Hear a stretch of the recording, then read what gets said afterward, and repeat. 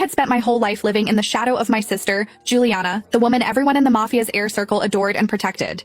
She had no idea that I had been reborn. Just like in my previous life, she smiled sweetly and gently, insisting that I pick my fiancé first, pretending to be thoughtful and gracious. However, this time I refused. In my previous life, I naively believed she meant well. I married the man she recommended, Chester Kane, an heir who was said to have been paralyzed after an ambush. I gave up my right to inherit the family, becoming his caretaker, his crutch, the medicine he used to fight loneliness. However, no matter how much warmth I gave him, his heart remained frozen. The truth only came out during my sister's pregnancy celebration. When an assassin from a rival family raised his gun toward her belly, the man who had not stood in years suddenly rose to his feet. He shoved me toward the muzzle of the gun. All 7 bullets tore into my womb. As I collapsed, I saw him pull my sister into his arms, shielding her with his own body and taking the final shot for her. Only then did I understand. He had never been paralyzed. His family had never abandoned him. He pretended to be sick because Juliana's heart belonged to another man, and he refused to be tied to me. "I'm sorry, Tanya," he said. "I lied to you. However, I couldn't let Juliana lose the heir she's carrying. I'll repay what I owe you in our next life." When I opened my eyes again, I was back on the day my father asked us to choose our marriage partners.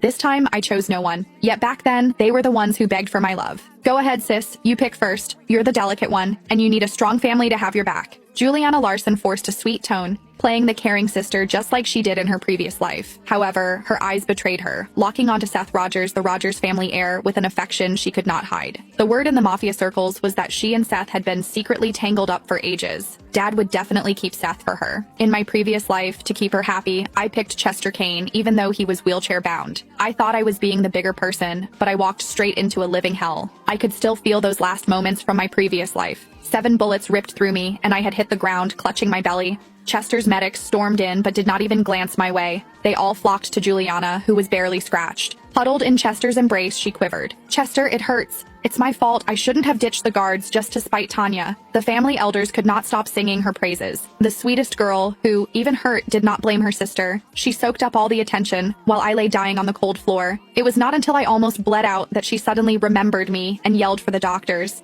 "Save my sister! What are you waiting for? Go!" Her tears sparkled like diamonds in the light. That was when I saw through her act. That was why I laughed when Dad asked me who I wanted. "Since Juliana is so thoughtful, I won't hold back. I'll take Seth." "What?" Juliana's smile disappeared as her eyes welled up with tears. "Tanya, you're well aware of my relationship with Seth." Chester's head snapped up, his eyes widening in shock. Then my father's hand struck my face with a force that echoed through the room. "Look at yourself. Seth is the heir to the Rogers family. Do you really think someone like you, an illegitimate daughter, could marry him? You know he's fond of your sister, yet you choose him on purpose. Are you trying to drive your sister to her grave?"